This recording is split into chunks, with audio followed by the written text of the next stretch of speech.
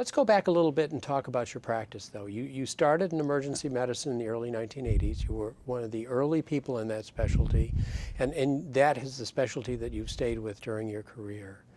Can you give us an idea of what a day in the life of an emergency room doctor would be like? So I started at Newton when I did my residency in North Carolina, because there was only one residency in Massachusetts at the time, and it had accreditation issues, so there were only 22 residencies in the country. There are now over 145. But at that time, when I came back to Massachusetts after my training, I started at Newton Wellesley Hospital. And it was because they were recruiting all board-certified specialists in emergency medicine. And so I started out with a group of physicians who were all committed to fundamental change. The previous model obviously had been sort of physicians starting out in practice or maybe ending their careers or whatever, and you might come in with an ophthalmologic emergency and see a cardiologist, or you might come in with an obstetrical emergency and see an eye doctor, depending on your time of day and so on and your environment. So it was a major change. But when we started out, and I was fortunate to start with this group, we were working, every shift was 12 hours. And in that 12 hours, you would typically see 3 to 4 patients per hour, so you could be seeing up to 50 patients. And then you'd go home for 12 hours and come back and do another 12 hours. And it was very satisfying, but very fatiguing. And what we realized over several years and studies is that it's better to do shorter shifts more frequently than to try and do that. And there are all kinds of circadian rhythm issues for emergency physicians, obviously. And ultimately, when I became chief, we were able to recruit a group of physicians who were paid a premium but worked only nights. And that made the stress level for the other physicians and their circadian rhythms function at a much higher level. So I would say and it's been a specialty in evolution, obviously, as the newest specialty at that time. It clearly was a specialty in evolution. And when I first joined the medical society, I mean, it was like, what is an emergency physician? You know, it was like, and who are you? And you're the new kids on the block, and you don't have really any representation or credibility. But I will say, and I was the first emergency physician to be a president of the Mass Medical Society, but there have been 2 since. So it's, and in part I think it is because we have a very broad view of the healthcare system from our vantage point. So it's been interesting in many ways to see the evolution of emergency medicine and how it is. Right. Initially, particularly in some of the academic centers, it was sort of a turf issue. You know, you were displacing some other people. And in community hospitals, you were displacing some new internists or new surgeons or old internists who wanted to be practicing in the emergency department. But I think we could demonstrate a significant improvement in the quality of care. How has technology changed the practice of emergency medicine? Well, relative to when I started practicing, I mean, we were just getting CAT scans. I mean, we were doing plain films on necks, and that was really, it was rare that you could do a CT, or particularly off hours that you could do a CT. MRs were really, so from a diagnostic imaging perspective, it was dramatically different. And when I started out, we didn't even have pulse oximetry. I mean, so some of the things that you consider to be just so fundamental and so basic have been So technology has allowed you to get better imaging, much better imaging, faster results for a lot of the questions you have, which is great Testing, for throughput in an emergency room. You know, many tests can be done in the emergency department. Right. Yeah. Right. And yet the other piece that you've encountered with the emergency room is that you are that site is the pop-off valve for the hospital. If there's no room in the hospital, things back up. And so you have a sense as to the rhythms of the healthcare system. So yes, this has been a critical issue, and another one that I was involved with, and that's actually what initially got me involved with the Department of Public Health, got me involved with Commissioner Coe at that time in the late 90s, was we were dealing with dramatic overcrowding of emergency departments. And when I started in Massachusetts, we had about 130 acute care hospitals. We now have 72. And so we had many years when we were closing hospitals, in essence, sort of as fast as we could. And it's clear that as insurance changed and coverage changed and whatever, the length of stay was dramatically dropping, so there was a surplus of beds. But ultimately we got to the point where, particularly in winter months and surge times, there was a dramatic shortage of beds. And with that, we were backing up patients in the emergency department for hours, even days, and sometimes weeks in the case of psychiatric patients, behavioral health patients. And so that led us to get involved, several of us from the Mass College of Emergency Physicians went and met with the Commissioner of Public Health and started to work on this issue. And we established a task force on boarding and diversion, we called it, a statewide task force on boarding and diversion.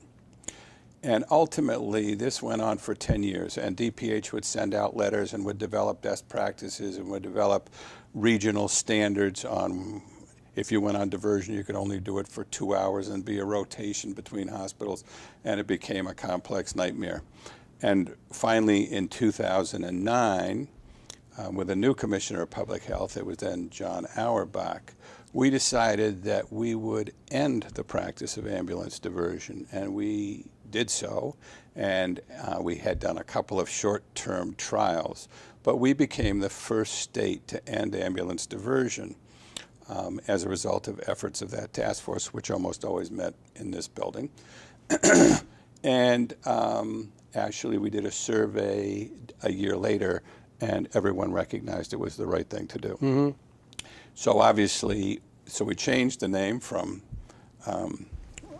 Boarding and Diversion Task Force to Boarding and Patient Flow Task Force.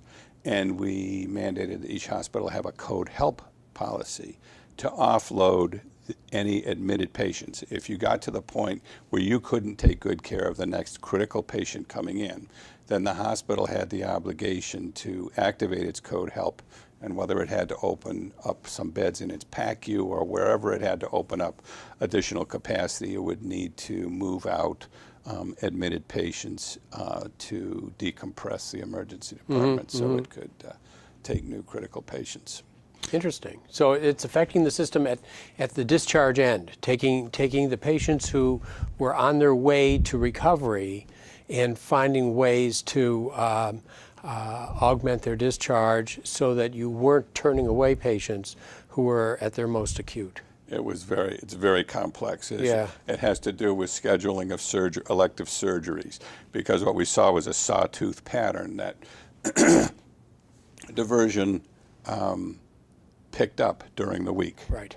So a lot of patients would be brought in on Monday for their elective surgery and discharged Friday. So bed occupancy for elective patients would go up. Many hospitals implemented bed czars who would work on every pilot. Every hospital looked at, some looked at discharge lounges, some looked at taking admitted patients up and putting them on the floors rather than housing them all in the emergency department until there was an open bed. A lot of different strategies were used. And it's still a problem, and it's still a major problem with the behavioral health patients, particularly adolescent behavioral health patients, right, and particularly dual diagnosis patients. So even as we speak now, the average time for discharge from the emergency department for a behavioral health patient is about 18 hours, while the average time for a med-surg patient is about 4 hours. So we certainly don't have what we refer to as parity, behavioral health or mental health parity. And all this really comes about because we were dealing with a system that was felt to be too costly and to have excess capacity, but it was very difficult for people to understand the variation in demand for health care that exists in the system. So if you trim yourself down to a 90% occupancy, it means you're going to have some times where you're 110. So we had many of our hospitals, when we were talking back in the 80s, running 60, 70% occupancy.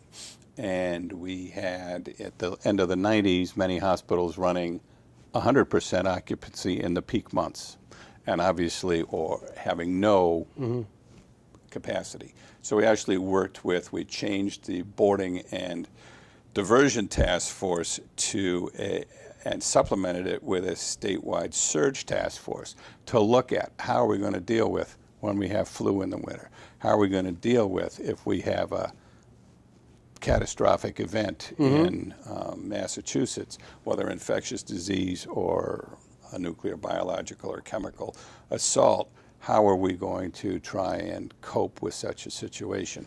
And what we realized is we don't have a lot of flex in the system anymore.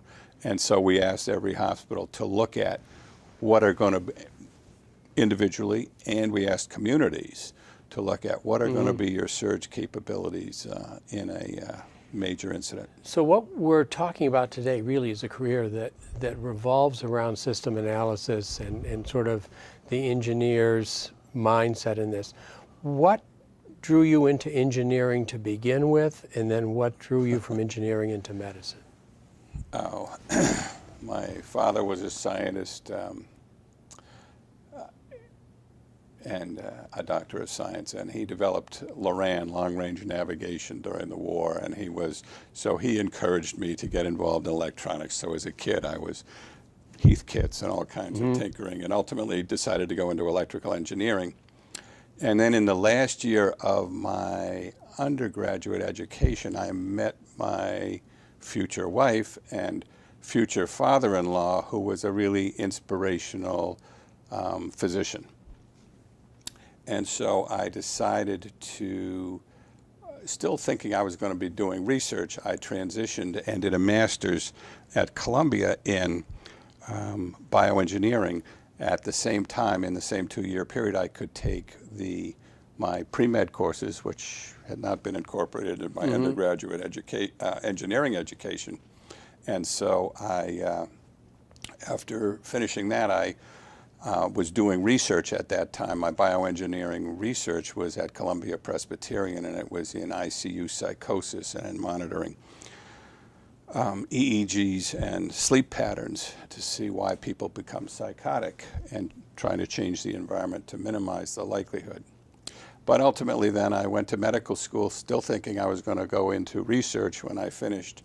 And at that time, when I got out, federal funding for research and grants had been profoundly curtailed.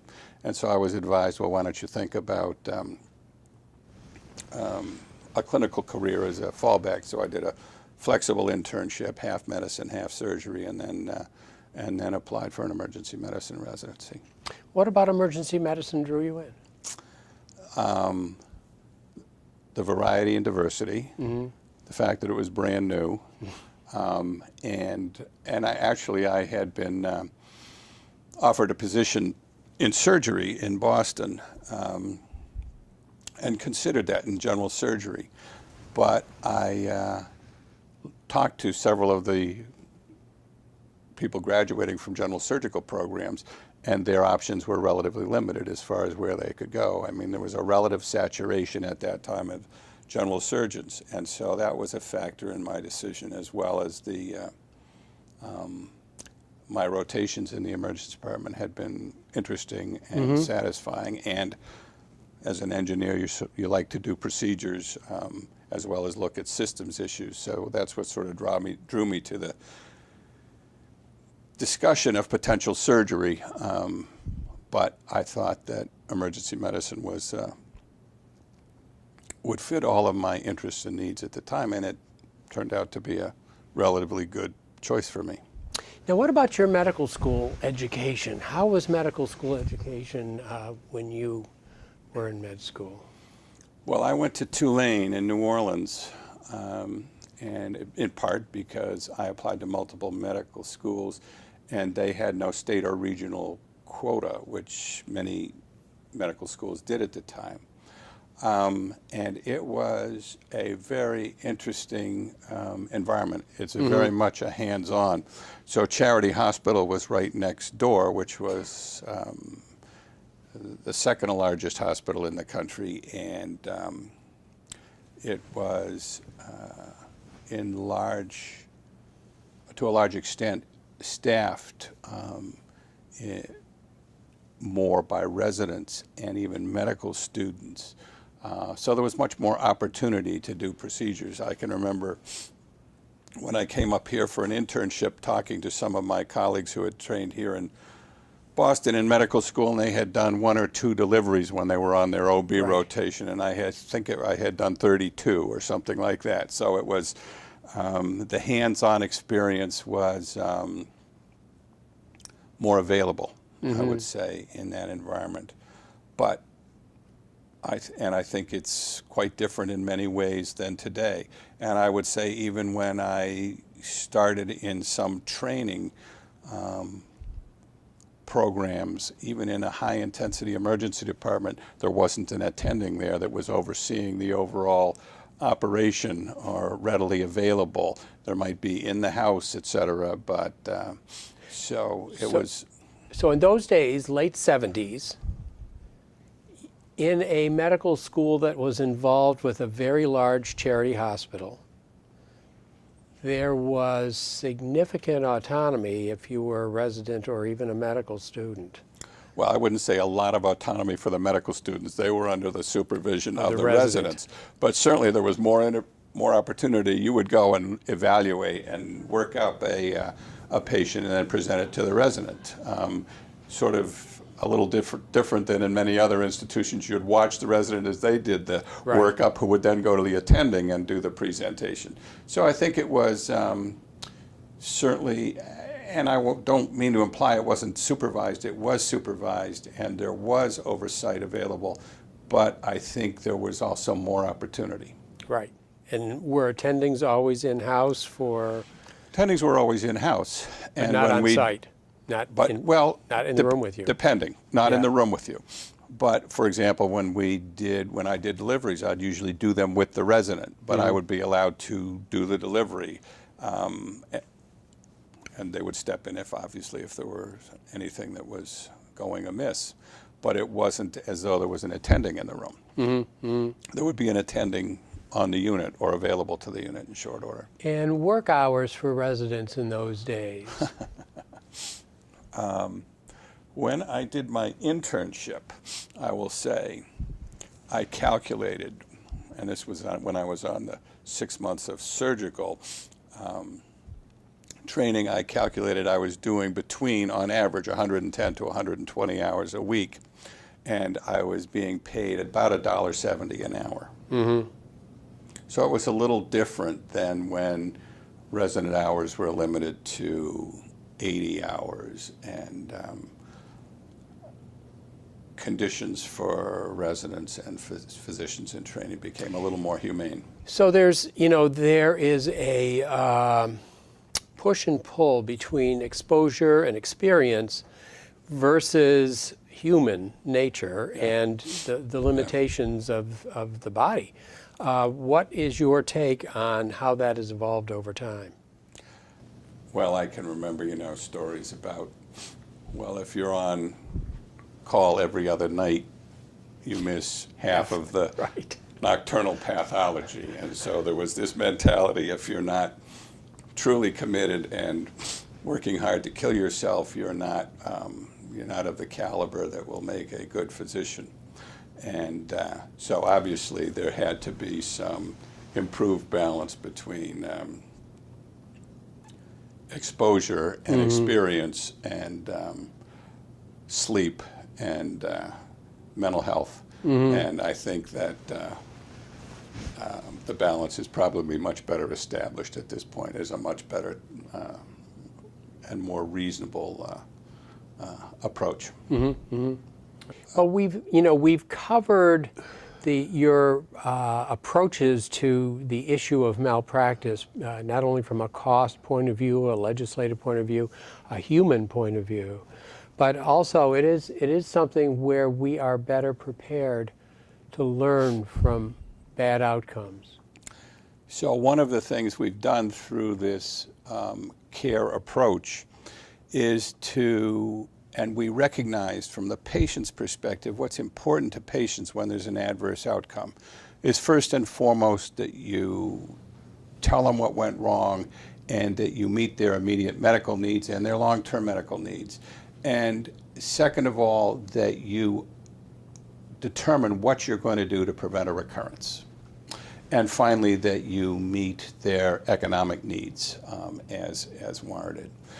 And as appropriate. So one of the things that has been a deficiency in the litigation model, in the tort model for dealing with adverse outcomes, and as Lucian Leap, the real father of patient safety, has said, that the tort system is the #1 impediment to patient safety improvement. Because in essence, when something goes wrong, and as I mentioned before, the defense attorneys told you not to talk to anybody, well, it created the culture of secrecy, the blame and deny, the scapegoating, the isolation of providers and isolation of patients, the inability for them to get complete information, the fact that they virtually never got an apology, and we recognize apology is critically important for patients in dealing with their grief, in dealing with their anger, and providers in dealing with their grief. But the other thing was that the fact that there was a case that was in litigation or potential litigation meant that there wasn't a serious analysis, or often wasn't a serious analysis of what went wrong and what we can do to prevent it from happening again. And so that's one of the critical components of the care model, is not only that you do the analysis and determine what went wrong, but you close the loop and figure out what you're going to do to prevent a recurrence, and that you communicate to the patient and or family what you're doing to close that loop and prevent recurrence. And as Rick Boothman, who was the attorney who set this model up at the University of Michigan, has said, it isn't, the cost savings from this program come from the fact that you don't hurt patients in the future. So you put all your effort into patient safety improvement, you compensate appropriately patients who have been injured, but you really focus on, if this never happens again, think of the cost savings ultimately that will accrue to the system. Okay. Well, this has been a fascinating discussion. Really enjoyed talking to you and listening to your perspective regarding the evolution of emergency medicine, but more importantly, the evolution of our healthcare system, our litigation system, our public health system. You've been in the middle of all of these things for decades, and I appreciate your taking the time to speak with us today. A pleasure. Thank you. Thank you.